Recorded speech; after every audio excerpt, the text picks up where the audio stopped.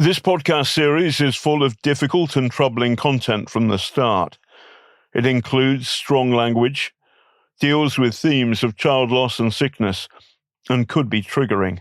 Please take care while listening. Hello, welcome to our podcast, The Trials of Lucy Letby. Was There Ever a Crime? Episode 8. We need to start with an apology. We keep on getting something wrong. We've consistently said, this is our final episode, and it never is, so we're sorry about that. To be fair, we've been thinking about doing a Q&A for some time, but to cap it all, something amazing popped up. This time, it was a press conference on February the 4th, chaired by Sir David Davis MP. The star witness was Dr. Xu Li, a retired professor of neonatology from Canada. He led an international team of the world's top experts in looking after newborn babies who went through the medical notes that led to the convictions against Lucy Letby and found no murders, only a bad hospital run by doctors who didn't know what they were doing. Here's Dr. Li on baby 11. A little girl, was born very, very premature. Lucy Letby was found guilty of attempting to murder the baby after the nurse had, supposedly, dislodged the baby's breathing tube and stood by her incubator watching her blood oxygen levels drop without intervening. The baby was moved to a different hospital where she later passed away. That's what the jurors heard. So what you are about to hear is, if you like, the new case for the defence.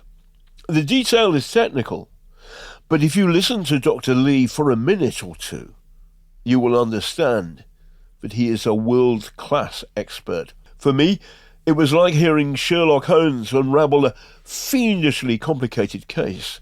Dr. Li has a mind of rare intellectual clarity, and his conclusion is brutal. First of all, when the baby was born and required resuscitation, they took 3 times to intubate the baby because they had difficulty intubating the baby, and it was traumatic. And finally, they put in a size 2 tube. Now, this resulted in a 94% air leak. What that means is that when you pump air in, whether it's by a bag or machine, 94% of the air is actually leaking out. So only 6% actually gets into the lung. All right? That's kind of like using a straw and blowing through a garden hose and hoping that you can inflate something at the end of the garden hose, right? It doesn't work. So as a result, ventilation was ineffective because 94% of the air was leaking out and only 6% was entering the lung. Effective gas exchange could not occur, and mechanical ventilation could not generate sufficient pressure to keep the small air spaces in the lung open. So this led to gradual collapse of the small air spaces in the lung and deteriorating gas exchange. When the tipping point was reached, the baby decompensated, desaturated, and collapsed. Now, when the small air spaces in the lungs are collapsed, if you try to reopen these collapsed air spaces, it actually requires relatively high pressures because they are collapsed, and therefore you need higher pressure to actually open them. With a 94% air leak, bagging will not do the job because the air is all leaking out. It doesn't get into where it's supposed to go. In addition, the consultant was using a device called the NeoPuff. Now, the NeoPuff is actually a safety device because it's a valve that is pressure limited. So when you bag, it limits the amount of pressure you can give so that you don't give excessive pressure to the lungs. Now, in this case, however, because the lungs are collapsed, you actually need higher pressure to open it up. And so when you're using a NeoPuff, you're not delivering sufficient pressure. So both these reasons will account for why the chest did not move when the consultant tried to bag the baby. The capnograph, as I explained, measures CO2. But with a 94% air leak, the CO2 is all leaking out. And the capnograph requires the CO2 to build up in the tube to the point where it can be detected. If the air is all leaking out, the CO2 is all leaking out and you cannot detect anything.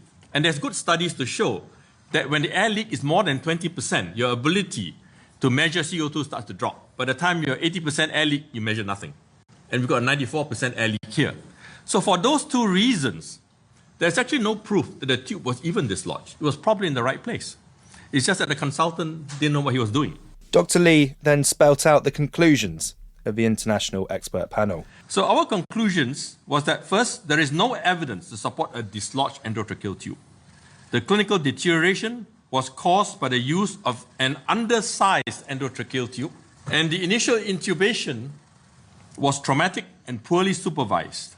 The consultant did not understand the basics of resuscitation, of air leak, of mechanical ventilation, and how the equipment that he was using, that were commonly used in the neonatal unit. Who is that consultant? Well, over to the journalist who has, we believe, the best command of the detail of the story, Cleuci De Oliveira. Cleuci tipped off the New Yorker about the case.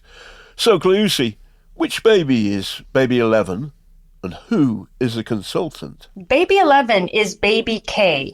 The consultant, and there's no question about this, is Dr. Ravi Jairam. So, we first came across Dr. Ravi Jairam back in episode 2, The Deluded. That was the name of his rock band.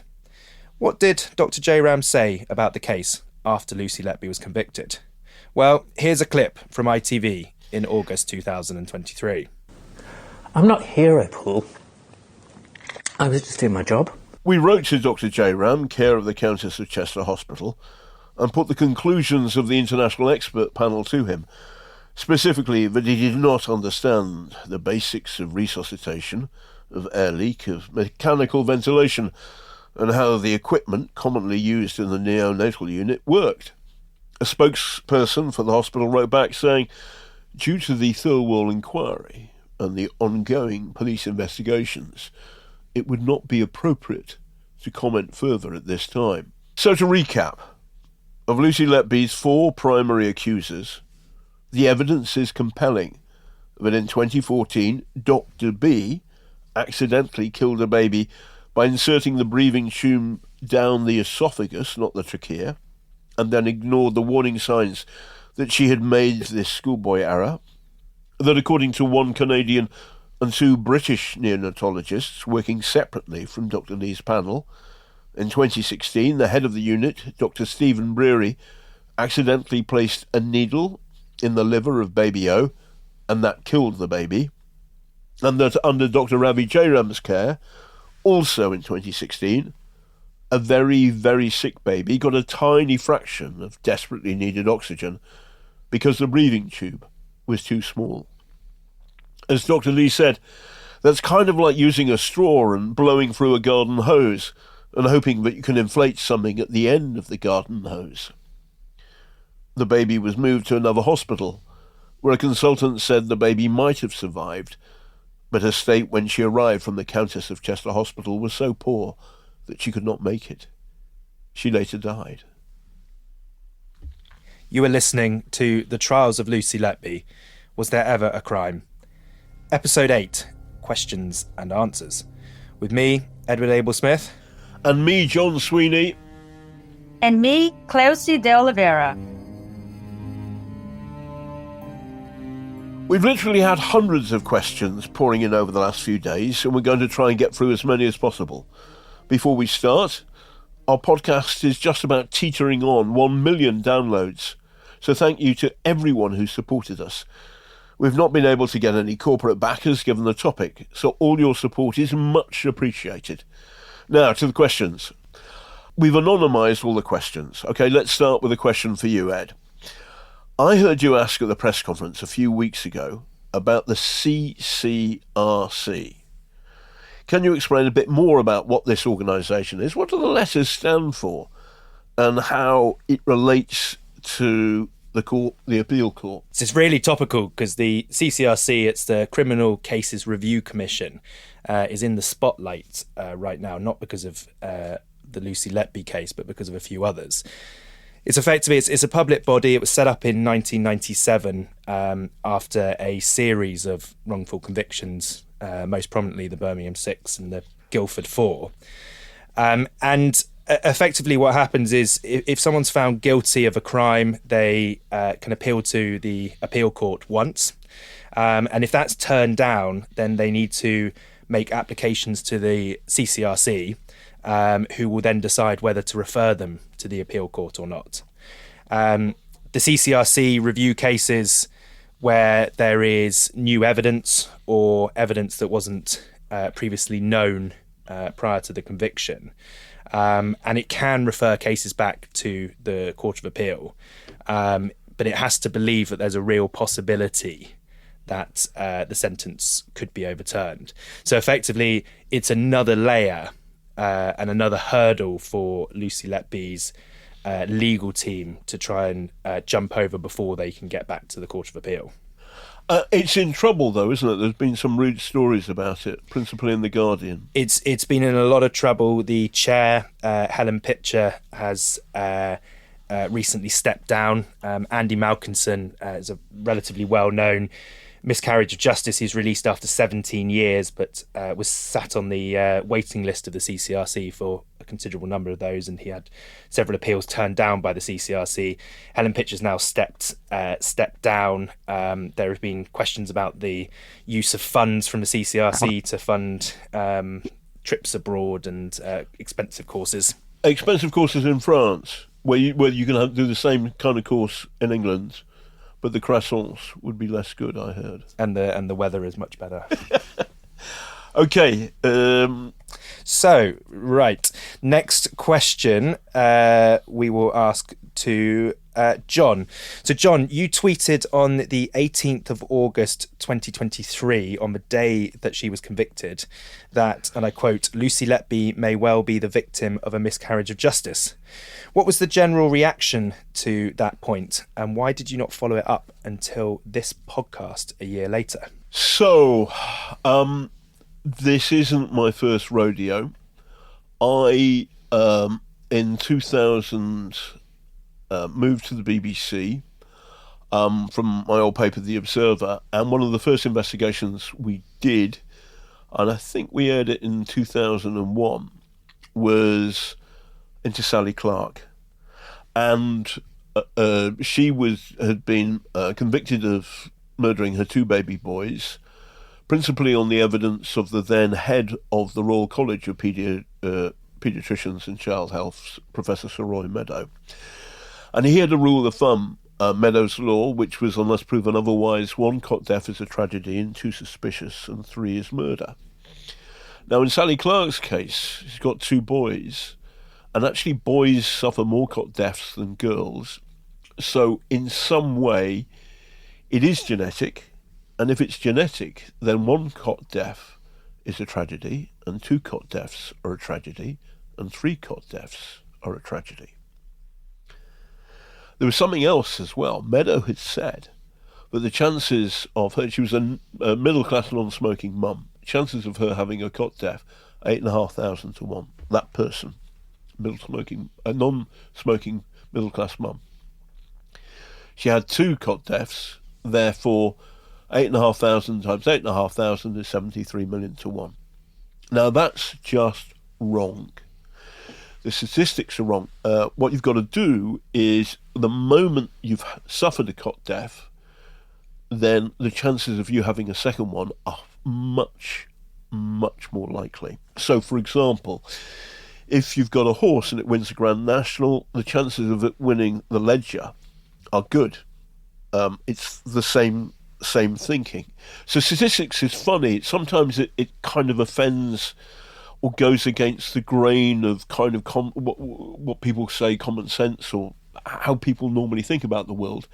And what triggered me to write that was the statisticians on Sally Clark were jumping up and down saying this is wrong straight away. And a professor of statistics, Richard Gill, who's a professor in the Netherlands, he set this out at great length, but also as a guy called Peter Elston, who we've had on the show. He was making the same points. I'd read everything the statisticians had said, and I thought Lucy Letby was innocent because she had been framed by bad statistics. And I've done this before, and when I did it with Sally Clark, we made a programme questioning her guilt, and we got a lot of grief. So and then I also did in 2015.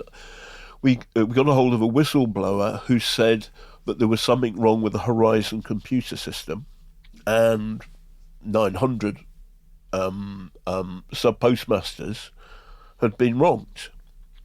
And also, I got a lot of abuse for that. And I kind of used to it. Did you get a lot of abuse for this? Yes. I mean, I got instant, this, what you're doing is wrong.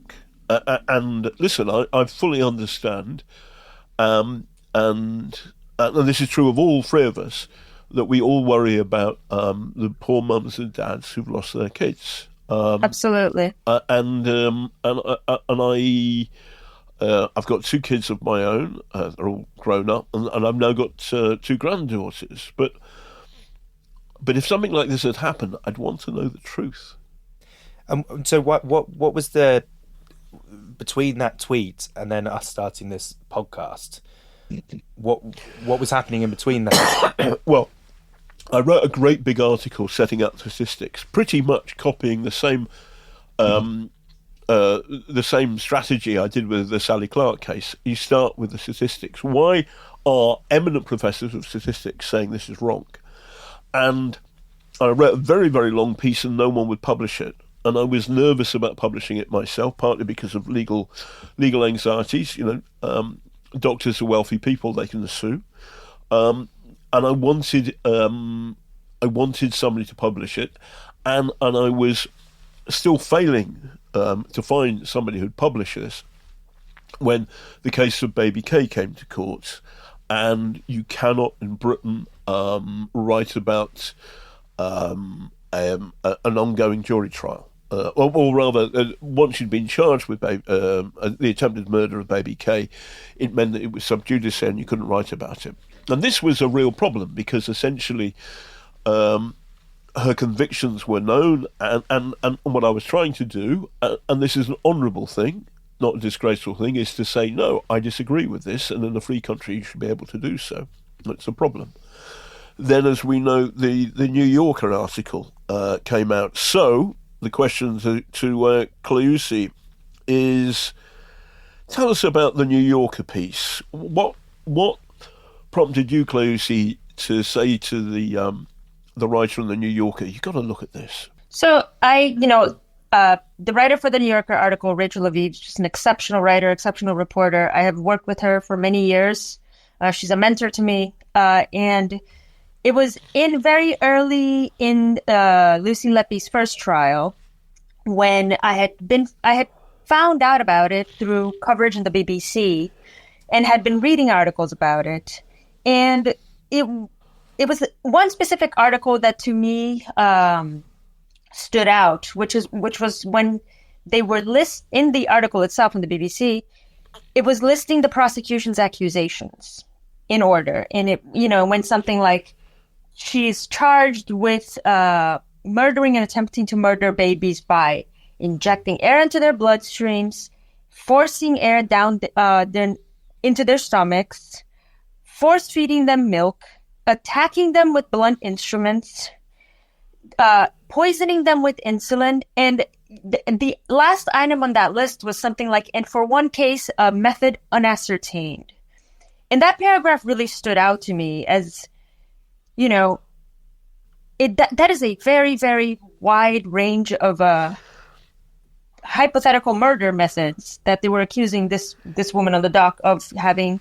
So it's like playing Cluedo with somebody who says it's the lead piping and it's the revolver and it's poison. It was all of them, and it's the rope. And then you think, well, hold on a second. This isn't how you play Cluedo. This is weird. Too many murder methods. And by the way, I mean, so for Harold Shipman, a doctor who murdered loads and loads of his patients, he always did the same thing.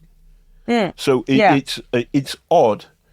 It was a paragraph that stood out to me, which is not to say that I thought, oh gosh, there's immediately something wrong with this case. But it was one of those things where you read and you're like, this is interesting, this is, and you start paying attention. You start wanting to pay attention to the case more. And so it's always the way with investigative journalism. It's an anomaly that gets you going. Absolutely. And Cleo, just on the New Yorker piece. Yes. Some of the questions that were coming through was around what this is a story very kind of synonymous with the British system, with the NHS. So what was it about the story, do you think, that kind of caught the attention of the American public? And obviously I know that the New Yorker's read all around the world, but obviously primarily in the US. Right. I mean, I think first of all, we have to take into account the fact that, this was published in an American magazine, and it couldn't, at the time that it was published by an American magazine, and it was, the research was done by an American journalist, it couldn't have been done in England. And that's because the article came out in May of 2014. At that point, there were such prohibited reporting restrictions in place that nobody in England, no journalist in England could report on the case, even though there were mounting concerns among many journalists about the safety of these convictions. And that's because Lucy Letby was convicted for the first time in August of 2023. Within a month, the Crown Prosecution Service had announced that there would be a retrial for one of the cases in which there had been the jury had returned a no verdict, and that was the case of baby K, which we've spoken about a little bit earlier in the episode. And at that point, the moment that the CPS announced this, that they were going to retry baby K's case, that was it. Nobody could do any more journalism about the Lucy Letby case, and that just put a blanket freeze across all newsrooms in England. So but of course, the English courts, they can regulate what happens in England, but they can't tell the entire rest of the world what to do. Yes, I mean, I respect the sub judice law, and I always will, and it stopped me from writing my article. It stopped. The first thing we could do was a podcast, and I bumped into Ed. Were introduced by our mutual literary agent Humphrey Hunter, and then off we went. I feel now that, and actually, the sub judice law needs to be adjusted because we live in the modern world, and it feels it's something we need to think about. I think for sure. I think. I mean, especially, and I think judges themselves recognize this, and prosecutors. This. You cannot control the internet or the ability of people to read things that get published in different countries, and it's possible that these reporting restrictions made sense in a world where people would just get their news, would be able to read the news in the newspapers, and that was it. But it's impossible to control all of this. It feels like the toothpaste out of the tube. Well, listen, we got to press on because question to Ed. One of our people asked, I'm sceptical about the convictions against Lucy Letby, but I always come back to the question, why did she confess to her crimes? Do you have a view on her confession notes, as I do not think you've covered them on your otherwise excellent podcast? So the notes, it's interesting because this sort of relates to the reporting piece and the way that this case has been reported. So the notes were written after Lucy Letby was removed from frontline duties, and she knew that she was being looked at and investigated at various levels for deliberately harming babies. And she was under a huge amount of stress at that point, and she was seeing an occupational health advisor who worked at the Counter-Chester Hospital, who encouraged her to write down her feelings as a way of coping with this stress. So these weren't notes written at the time, and I think it's generally accepted from the defence and the prosecution. This is the case. It weren't written at the time that the babies were dying. So in simple English, are they a confession? Well, I don't think they are, because the answer is no. Well, sorry. Sorry, I'm giving myself a slap at the wrist. I was giving the politician's answer. Cleuci, what do you think about these notes? I think they're indicative of somebody having a mental breakdown under the immense pressure that she was under. She was being accused of being a murderer. And up until that point, there was a very long period of time in which she didn't know what was going on. She had no idea they were accusing her of deliberately harming babies, but she knew she had been removed from the unit. And, and there was that period of time where she felt like her care was so poor that it had killed babies. And she couldn't figure out what it was about her care that had led to the deaths of these babies.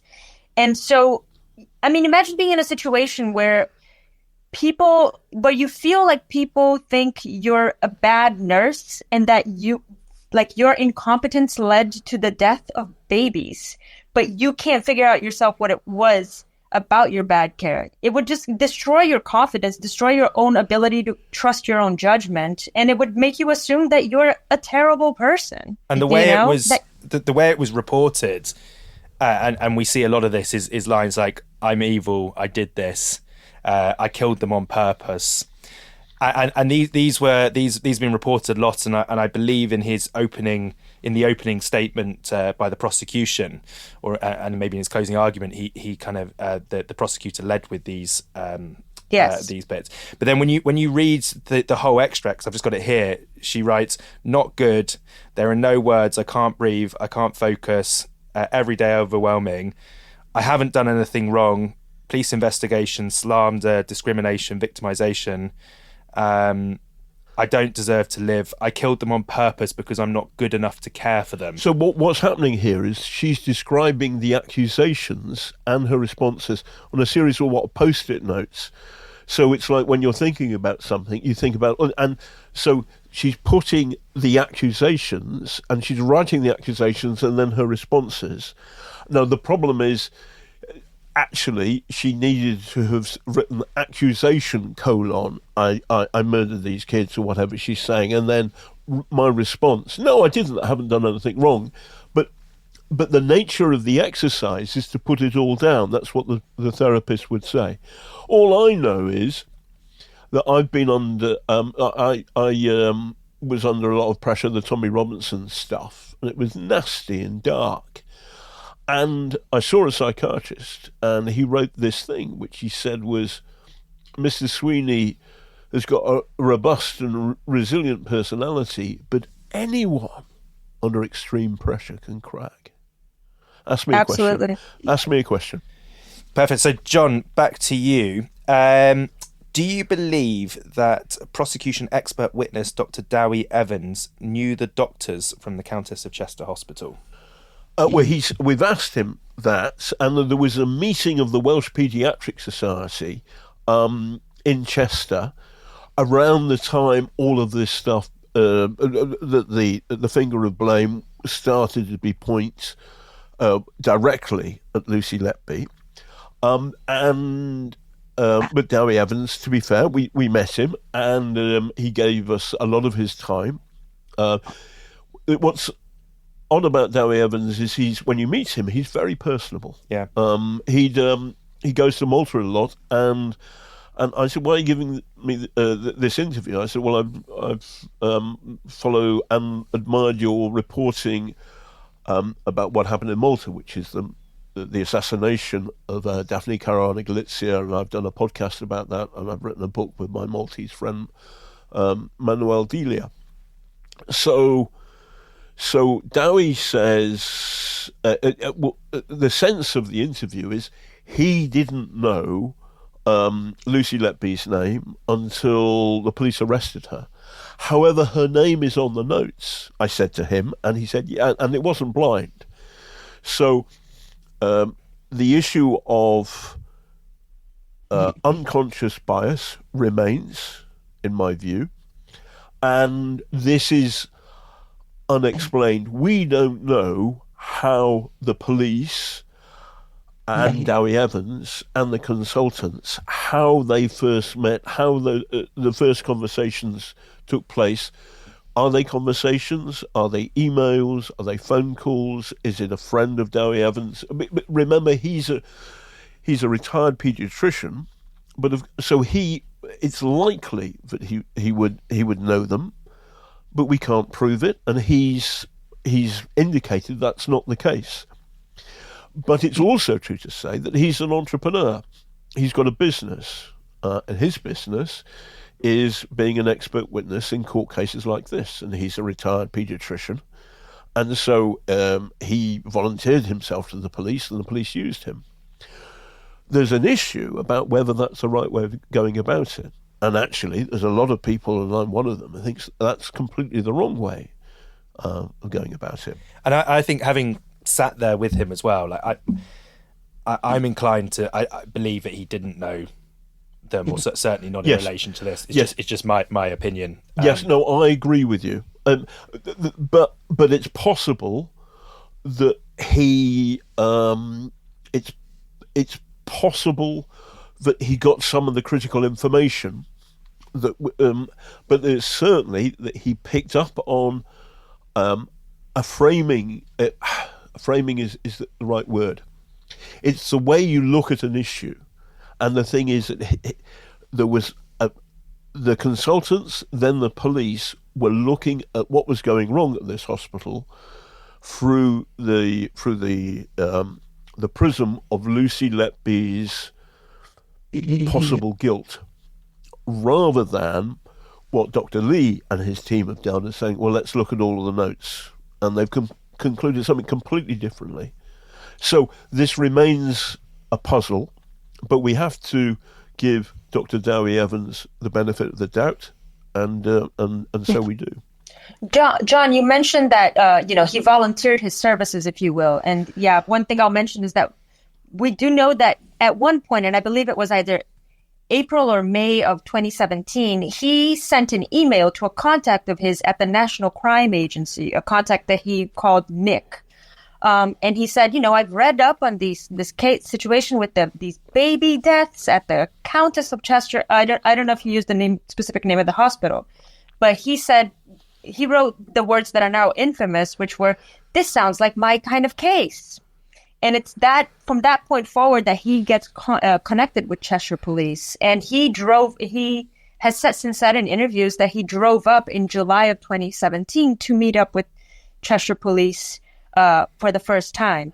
What's interesting is that we don't know, between this email that he sent to Nick at the NCA and him driving up a few months later to Cheshire Police, we don't know any of the contacts that he may have had in that period, So there's this big gap in the public's knowledge about how he became connected with Cheshire Police, as you mentioned. Yes.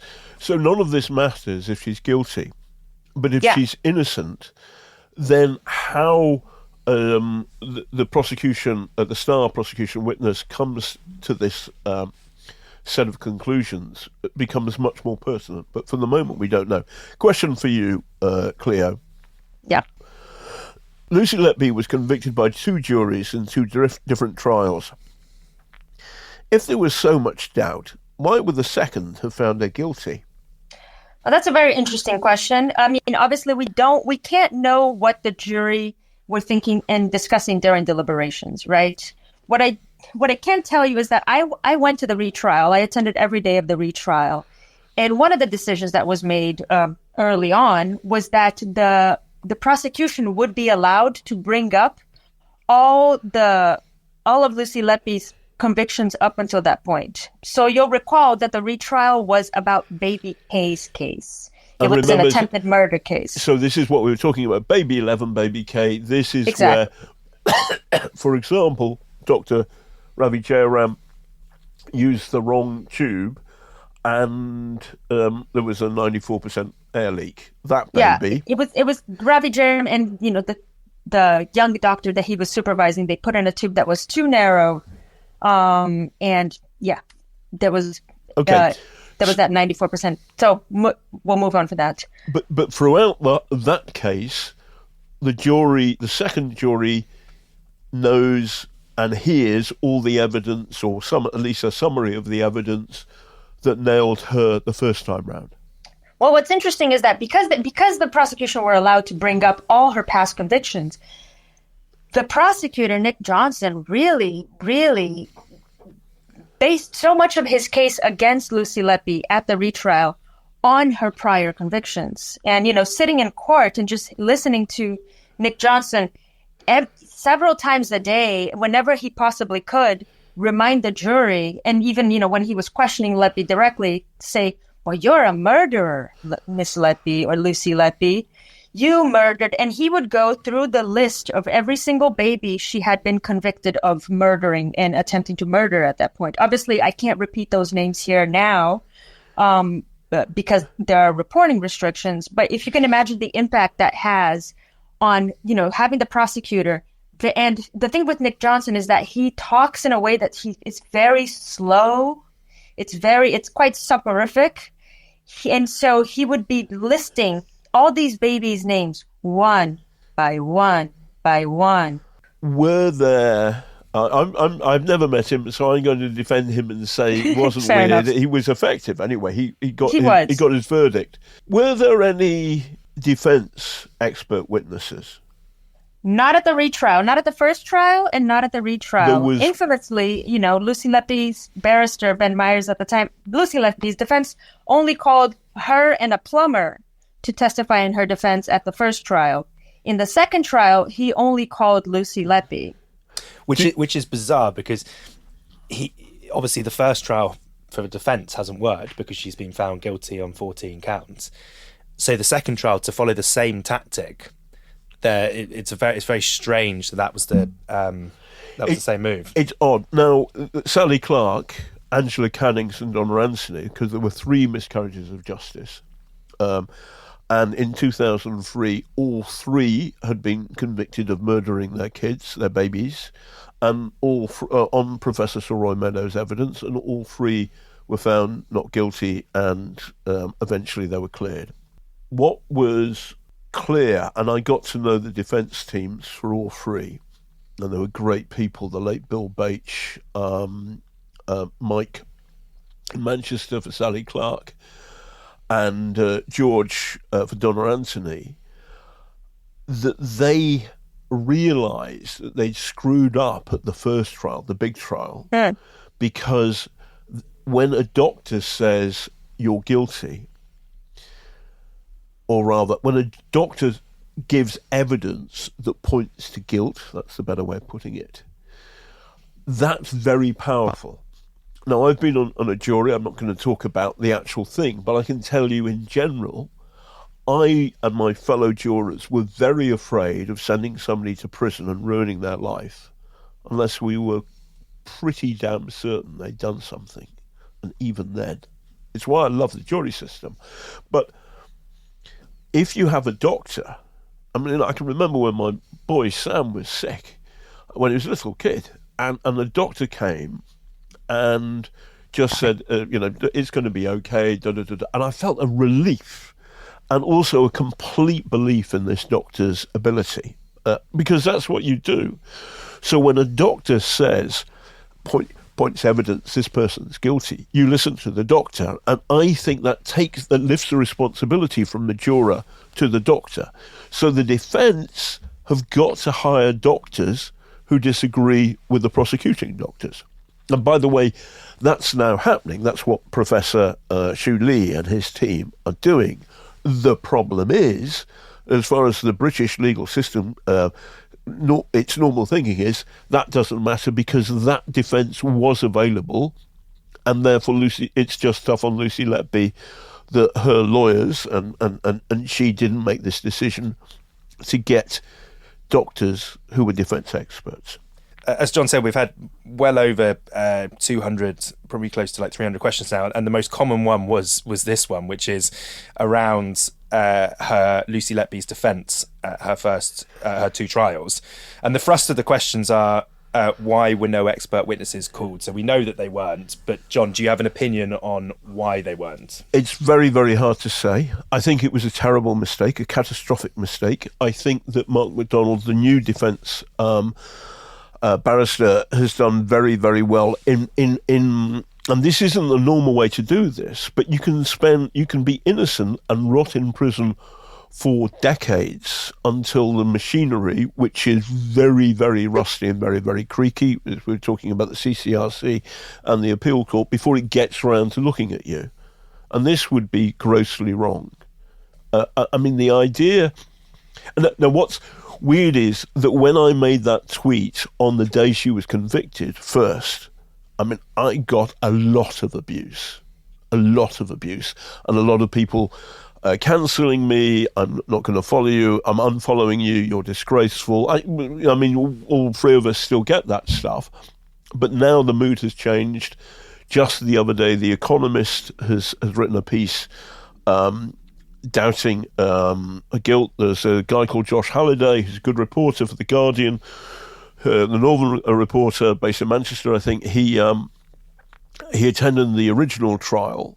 Both of them. He attended both trials and the inquiry. Yeah, he has as much of a claim as anybody to say I was there for the whole thing. And he believed that she was guilty to begin with. Well, that was he was not sure. He wasn't evangelical about it, but he thought that it was the right verdict, and now he doesn't. Having listened to that amazing press conference, so. I believe the defence made a catastrophic mistake. By the way, to be fair, so did Bill Bache, who looked after Angela Cannings. So did the lawyers for Sally Clark. So did the lawyers for Donna Anthony, because they didn't understand that this was a different category of court case. When doctors accuse somebody of a crime, that's a kind of superpower. And now, you can fix this because you just got to find the doctors. But there's another problem, which is, for example, Xu Li says, I don't like doing these court cases because really what I want to do is look after sick babies, and I want to write papers about sick. He's written 400. Dowie Evans has written 1. By the way, in the press conference, I said he'd written none, and it's because if you put Dowie Evans' name into PubMed, you don't see the one he's written. It was written for the Journal of Indian Pediatric Medicine, if I remember correctly. So it's not a high-profile scientific magazine or publication. But Xu Li's written 400. So I think about this in terms of football teams. Okay, so here's a scientist with 400 papers in this field, and Dowie Evans with 1. The problem is the jurors don't know that. And if the jurors don't see doctors saying, no, that's completely wrong. For example, in the case of baby K, Lucy Letby was alleged to have done terrible things and to have adjusted the mask. Well, no. Dislodged the endotracheal tube. Yeah, dislodged this tube, right? Yeah. So, but actually, we now know that the oxygen tube was the wrong size, and that resulted in this baby getting not 100% oxygen, but 6%. Yeah. By the way, this didn't kill the baby, but it certainly didn't help the baby. And what's the point? And so, as Dr. Xu Li said, his view is it shows the consultant didn't know what he was doing. But you need a defence expert, professor or doctor to say that. And that's what's so, I think, brutally unfair about what happened. And this is my own personal view, and I want to be respectful of the lawyers, and maybe they had their own reasons. But in my personal opinion, it feels that the defence in Lucy Letby's case made a primary mistake in not getting expert doctors who would defend her. There were people who would do that. That was a primary mistake, and that is the reason why she's rotting in prison right now. I slightly disagree. I think there's something else that was going on, and I don't know what it is, but I cannot fathom. You know, we know of Ben Myers. He's a well-respected KC. I think there will have been other factors, and I don't know what they are, that had led to the fact they didn't call a single defence expert witness. Okay, Cleuci? I mean, I do know that they famously now we know that they spoke with Dr. Mike Hall, and they had him as one of the witnesses that was possibly slated to testify on Letby's defense. And he has said, he doesn't know what he was called. He's very disturbed by her convictions. He has a great deal of concern, loses sleep over it. But the one thing we have to unfortunately think about is the fact that you being an excellent doctor and, excellent doctor, honest doctor, competent person does not mean that you will necessarily do well as an expert witness on the stand. And I feel like Dowie Evans is an excellent expert witness on the stand. I think at one point, it might have been in Judith Moritz and Jonathan Coffey's book, where they talk about how, during Dowie Evans's testimony, the journalists in court were starting to refer to among themselves to him as the Wizard of Wales or the Wizard of Carmarthen, because he was so confident, and he would say things that contradicted things that he had said before, but he was so adamant that what he was saying was correct and could not be wrong. And even though it went against what he had said the day before, that it worked. You put somebody like that on this, it gets results, if you will. And he, Dowie Evans has bragged about the fact that in his decades-long career as an expert witness, he has only lost one case. So there's a really good documentary about wizards. It's called The Wizard of Oz. And you should watch the ending of it. Listen, I think we're going to run out of time, so I think we should have one last question, which all three of us should answer. So first of all, Ed, if and I want answers from all of us. If Lucy Letby is released, do you think this is the worst miscarriage of justice in our history? I think it probably is. They're obviously.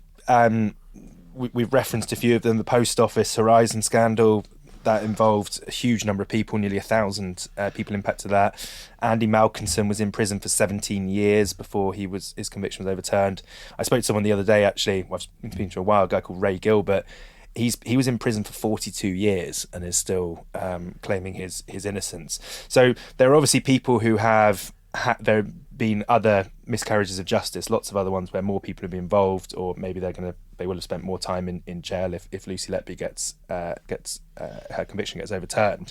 But I think this is the worst because there are so many victims here, and the miscarriage of justice is not just against the person who's sitting behind bars in prison. The miscarriage of justice here is against all of those families of those killed or those impacted in this horrific case, and those poor families have had to live through this and carry this on for 10 years now, and that will go on and on and on, because what John and I believe on this podcast is that there wasn't a crime, and it was a badly run hospital with incompetent certain incompetent people there. So yes, I think this is the biggest miscarriage of justice against a huge number of people. Cleuci?